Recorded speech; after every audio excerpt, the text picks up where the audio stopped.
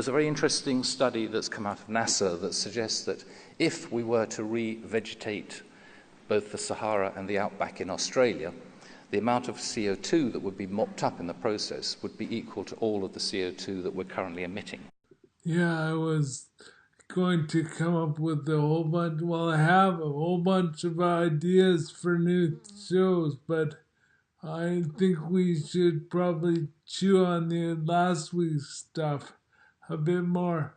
Like that quote I just showed you that's Peyton again. He's the guy who did the solar greenhouses. And I mean, that whole notion that if you green the dry zones of the world, Sahara and outback Australia, you'd actually have no carbon footprint. But I mean,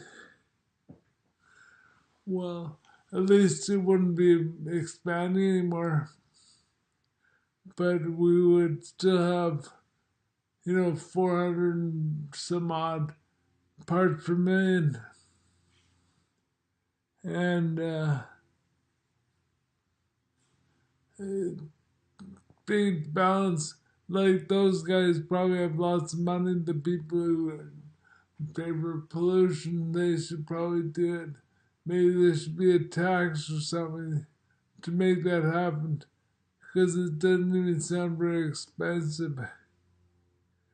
It's quite possible to use seawater to make it happen. And then the carbon would go down to zero at least. But, it'd be for the next generation or something to bring it down to 350. Because right now it's probably a bit high. It certainly isn't helping the coral. Anyway, that's an interesting notion that's a doable thing. It's not that expensive. It's a question of prototyping it a bit more. Like, that guy's, Peyton, he's done like 5 or 6 greenhouses, like around the dry zones of the world, but not 100. It's not like he's exporting fresh water to the bushland that much. He's just, growing tomatoes or something. And sometimes there's a little tiny bit of excess. But the model seems to be there that it's possible to do. That should probably be done. I mean, who's going to really rag on people for driving internal combustion engines when they're all balanced out? That brings up the interesting point of the kind of new consumption. It's like things like RVs, I pretty well written off as a possibility, but I think that'd be perfect for Sue and I right now. Like, if Tesla makes a truck, an RV is possible.